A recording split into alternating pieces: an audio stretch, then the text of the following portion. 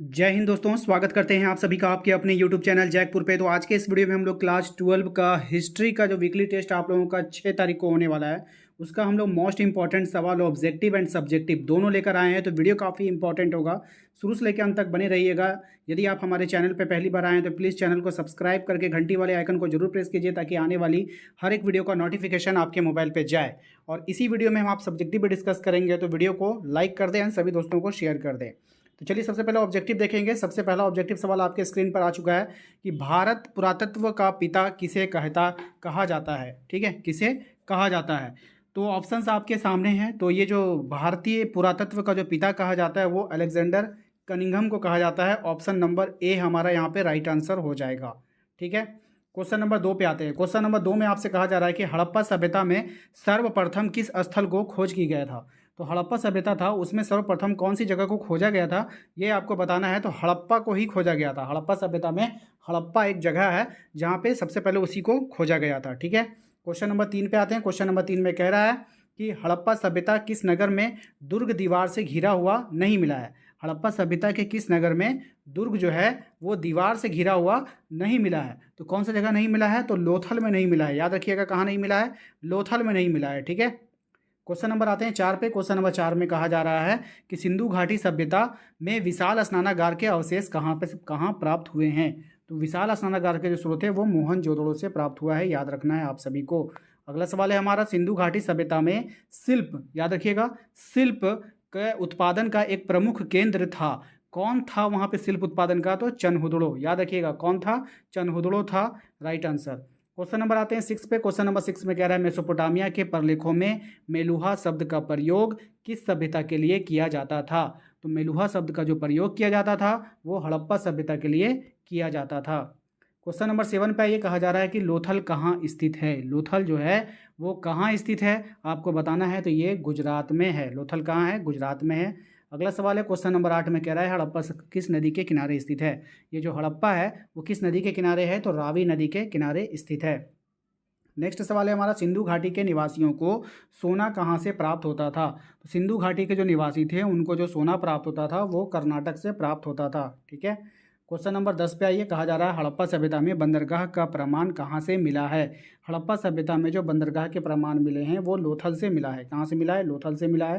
Question number 11 पे आइए। Question number 11 में कह रहा है कि हड़प्पा सभ्यता के किस देश के साथ व्यापारिक संबंध नहीं था। यानी जो ऑप्शंस आपके पास है, मेसोपोटामिया, ईरान, अफगानिस्तान, चीन, 4 ऑप्शन दिया है। तो 3 के साथ संबंध था और 1 के साथ नहीं था। तो किसके साथ नहीं था ये आपको यहाँ पर बतानी है। तो चीन के साथ जो है इनका कोई भी संबंध नहीं था। ठीक है, चलिए क्वेश्चन नंबर आते हैं हम लोग 12 पे। कह रहा है कि जुते हुए खेत का प्रमाण कहाँ मिला है। तो ये जो जुता हुआ खेत है इसका प्रमाण कालीबंगा में मिला है। ऑप्शन नंबर सी इसका राइट आंसर होगा। क्वेश्चन नंबर 13 पे आइए। कहा जा रहा है हड़प्पा वासियों को लाजवर्द मणि कहाँ से प्राप्त होता था। तो इसको कहाँ से प्राप्त होता था? ये जो प्राप्त होता था सोर्त घुई से प्राप्त होता था। ठीक है, याद रखिएगा। नेक्स्ट है आपका क्वेश्चन नंबर 14 में आपसे पूछा जा रहा है क्षेत्रफल के अनुसार सिंधु घाटी सभ्यता का सबसे बड़ा नगर कौन था। तो क्षेत्रफल के अनुसार सिंधु घाटी सभ्यता का जो सबसे बड़ा नगर था वो था आपका Mohenjodaro. Option number B. Question number 15 पे आइए। क्वेश्चन नंबर 15 में कहा जा रहा है कि हड़प्पा सभ्यता की लिपि की मुख्य विशेषता क्या थी। यानी उसकी लिपि की जो मुख्य विशेषता थी ये दाएं से बाएं की ओर लिखी जाती थी। याद रखिएगा, हड़प्पा सभ्यता की ऐसी लिपि थी जिसको आज तक पढ़ा नहीं जा सका है। ठीक है, बात समझ में आई कि नहीं?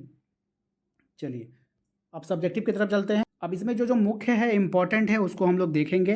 जैसे यहाँ पे आप देख पा रहे हैं क्वेश्चन नंबर 1 में आपसे कहा गया है कि हड़प्पा सभ्यता को कांस्य युगीन सभ्यता क्यों कहा जाता है। ये इंपॉर्टेंट है आपके वीकली टेस्ट के लिए भी, आपके फाइनल एग्जाम के लिए भी। तो हड़प्पा सभ्यता को कांस्य की युगीन की सभ्यता इसलिए कहा जाता है क्योंकि यहाँ पर लोगों ने औजार बनाने के लिए तांबा और टिन धातु को मिलाकर कांस्य धातु का उपयोग किया था। यानी इस सभ्यता में हुआ क्या था कि लोग औजार बनाने के लिए कांसा और तांबा का उपयोग किया। ठीक है, मतलब सॉरी, इसको बनाया, तांबा और टिन का प्रयोग किया और कांसा को बनाया। तो इस सभ्यता में कांसा का निर्माण हुआ, इसीलिए इसे कांस्य युगीन सभ्यता कहा जाने लगा। ठीक है, चलिए अगला सवाल देखिए क्या है। कह रहा है कि हड़प्पा सभ्यता को सिंधु घाटी की सभ्यता क्यों कहा जाता है। ये भी मोस्ट इंपॉर्टेंट सवाल है। हड़प्पा और मोहनजोदड़ो नगरों के अवशेष मुख्य तौर पर सिंधु नदी या फिर सिंधु नदी घाटी के आसपास से प्राप्त हुए हैं। ठीक है, इसके जितने भी अवशेष थे यहाँ से प्राप्त हुए। इसी कारण से हड़प्पा सभ्यता को सिंधु घाटी सभ्यता भी कहा जाने लगा। ठीक है, इसको याद रखिएगा। सिंधु घाटी सभ्यता में मनके बनाने के लिए किस सामग्री का उपयोग किया जाता था, ये भी सवाल इंपॉर्टेंट है। सिंधु घाटी सभ्यता में मनके बनाने के लिए कॉर्नेलियन क्रिस्टल, सेलखड़ी, तांबा, जैस्पर, क्वार्टज, शंख, पत्थर, कांसा और सोना जैसी धातु का उपयोग किया जाता था। ठीक है, यहाँ पे जो ये सेलखड़ी है इसको याद रखिएगा, ये बार बार आपसे पूछता है। ठीक है, नेक्स्ट सवाल है, आपसे कहा जा रहा है कि सिंधु घाटी सभ्यता की उन स्थानों के नाम बताइए जहां सिंचाई के अंश पाए गए हैं। तो सिंधु घाटी सभ्यता में उन स्थानों के नाम निम्नलिखित है जहां सिंचाई के अंश पाए गए हैं। सुरदगुई और धौलावीरा। ठीक है, सुरदगुई और धौलावीरा। अगला सवाल देखते हैं क्या है। कह रहा है कि हड़प्पा सभ्यता के लोगों का व्यापारिक संपर्क किन देशों के था, यानी उन लोगों का जो कारोबार होता था वो किन किन देशों के साथ होता था, ये आपको ध्यान में रखनी है। तो यहाँ पे जो इनका जो होता था मेसोपोटामिया, ओमान, बहरीन, ईरान आदि देशों के साथ होता था। तो ये फेमस देश हैं, इनका नाम आप लोग देख लेना कि इनका जो भी बिजनेस होता था वो मेसोपोटामिया में होता था, ओमान में होता था, बहरीन में होता था और ईरान में होता था। ठीक है, हड़प्पा वासी तांबा और सोना कहाँ से प्राप्त करते थे। तो हड़प्पा वासी राजस्थान के खेतड़ी से तांबा और दक्षिण भारत से सोना प्राप्त करते थे। किस पुरास्थल को हड़प्पा सभ्यता की सबसे बड़ी बस्ती माना जाता है। तो पाकिस्तान के सिंध प्रांत में लकराना जिले में स्थित मोहनजोदड़ो को हड़प्पा सभ्यता की सबसे बड़ी बस्ती माना जाता है। मोहनजोदड़ो का जो क्षेत्रफल है 125 हेक्टेयर था। ये उतना इम्पोर्टेंट नहीं है परीक्षा के दृष्टिकोण से, लेकिन फिर भी देख लीजिएगा। हड़प्पा सभ्यता कहाँ कहाँ विकसित हुई, ये इंपॉर्टेंट है, इसको देख के जाना है। हड़प्पा सभ्यता पाकिस्तान, दक्षिणी अफगानिस्तान, गुजरात, राजस्थान, पंजाब, हरियाणा, पश्चिमी उत्तर प्रदेश में विकसित हुई। ठीक है, हड़प्पा लिपि की दो मुख्य विशेषताएं क्या हैं, ये इंपॉर्टेंट सवाल है आपके फाइनल एग्जाम के लिए। हड़प्पा लिपि की दो मुख्य विशेषताएं हैं कि हड़प्पा लिपि को आज तक पढ़ने में सफलता नहीं प्राप्त की जा सकी है। मैंने आपको कहा था ना कि इसको अभी तक जो है पढ़ा नहीं जा सका है। ठीक है, नहीं प्राप्त हुई है। यद्यपि निश्चित रूप से यह वर्णमाला नहीं है, क्योंकि वर्णमाला के प्रत्येक चिन्ह एक स्वर और एक व्यंजन को दर्शाता है। यह लिपि दाएं से बाएं लिखी जाती है, क्योंकि दाएं और अधिक अंतराल है जबकि बाएं और कम जगह है। ठीक है, बात समझ में आई।